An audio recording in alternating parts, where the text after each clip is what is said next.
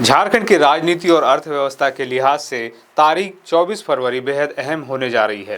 हेमंत सोरेन सरकार अपने कार्यकाल का एक ऐसा बजट पेश करने जा रही है जिसे इतिहास के पन्नों में गेम चेंजर कहा जा सकता है। हम बात कर रहे हैं वित्त वर्ष 2026-27 के अबुआ दिशोम बजट की। विधानसभा के पटल पर रखा जाने वाला यह बजट सिर्फ आंकड़ों का खेल नहीं बल्कि राज्य की आधी आबादी यानी महिला किसानों के लिए उम्मीदों का नया सवेरा साबित हो सकता है। आपको पूरी खबर बताएं इससे पहले आप हमारे चैनल को सब्सक्राइब जरूर कर ले ताकि आपको हर बड़ी खबर सबसे पहले मिल सके। नमस्कार, मैं हूं चंद्रशेखर और आप देख रहे हैं नवप्रदेश टीवी। सबसे पहले बात करते हैं इस बजट के आकार की। जो जानकारी सामने आ रही है उसके मुताबिक वित्त वर्ष 2026-27 के लिए सरकार लगभग 170 लाख करोड़ रुपए का बजट पेश करने की तैयारी में है। अगर यह आंकड़ा सही साबित होता है तो यह झारखंड के इतिहास का अब तक का सबसे बड़ा बजट होगा। लेकिन इस भारी भरकम राशि का केंद्र बिंदु कौन है? जवाब है झारखंड की महिला किसान। आपको बता दें कि संयुक्त राष्ट्र ने वर्ष 2026 को अंतर्राष्ट्रीय महिला किसान वर्ष घोषित किया है। इसी वैश्विक संदर्भ को ध्यान में रखते हुए हेमंत सोरेन सरकार ने अपनी रणनीति पूरी तरह बदल दी है। राज्य सरकार अब महिला किसानों को विकास की धुरी बनाने का लक्ष्य लेकर चल रही है। आंकड़ों पर गौर करें तो झारखंड में कुल लगभग 38 लाख किसान हैं। इनमें से 19 लाख महिलाएं हैं, यानी खेती किसानी में महिलाओं की हिस्सेदारी करीब 50% है। इसके बावजूद अब तक भू स्वामित्व और वित्तीय संसाधनों पर उनकी पकड़ कमजोर रही है। लेकिन 24 फरवरी को पेश होने वाला यह बजट इस असमानता की खाई को पाटने का काम करेगा। अपनी बच्चे की सुरक्षित भविष्य के लिए ये मंत्र याद रखें। 5 साल 7 बार। जन्म से लेकर 5 साल तक सुनिश्चित करें कि आपके बच्चे का एक भी टीका छूटने न पाए। पूर्ण टीकाकरण, संपूर्ण सुरक्षा। राष्ट्रीय स्वास्थ्य मिशन, झारखंड सरकार। सूत्रों के हवाले से खबर है कि इस बजट में महिला किसानों के लिए 2 क्रांतिकारी योजनाओं की घोषणा संभव है। सरकार का विजन बहुत स्पष्ट है।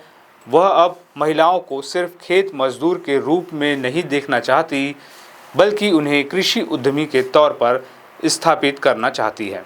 पहली बड़ी पहल मुख्यमंत्री मैया उद्यम योजना के रूप में सामने आ सकती है। इस योजना को लेकर कृषि विभाग और मंत्री शिल्पी नेहा तिर्की के बीच कई दौर की चर्चा हो चुकी है और प्रस्ताव मुख्यमंत्री कार्यालय भेजा जा चुका है।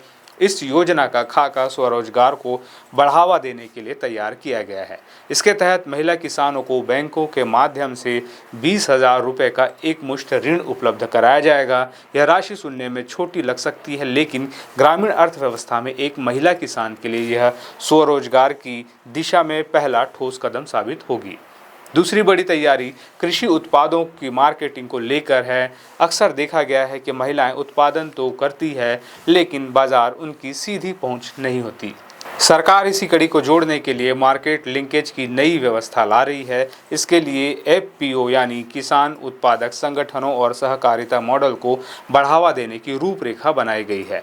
इसका सीधा मकसद है कि महिला स्व सहायता समूहों के जरिए उत्पादन, प्रोसेसिंग और पैकेजिंग को एक संस्थागत स्वरूप दिया जाए।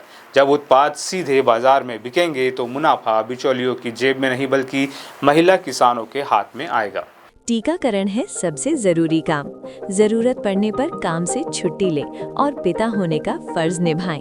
आपके बच्चे का स्वास्थ्य ही आपकी सबसे बड़ी कमाई है। राष्ट्रीय स्वास्थ्य मिशन, झारखंड सरकार।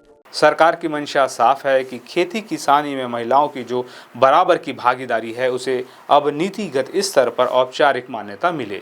यह बजट इसलिए भी ऐतिहासिक है क्योंकि यह महिलाओं को आर्थिक रूप से सशक्त बनाकर उन्हें विकास की मुख्यधारा से जोड़ेगा।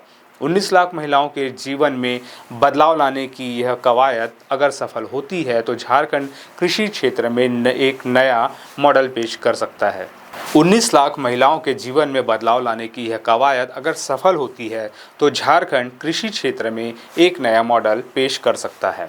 अब सबकी निगाहें 24 फरवरी पर टिकी है, जब वित्त मंत्री अपना पिटारा खोलेंगे और यह साफ होगा कि अबुआ दिशोम बजट में किए गए वादे धरातल पर कैसे उतरेंगे। अगर आप चाहते हैं कि झारखंड के विकास और सरकारी योजनाओं की हर अपडेट सबसे पहले आप तक पहुंचे तो अभी हमारे चैनल को सब्सक्राइब करें और बेल आइकन दबाना ना भूलें।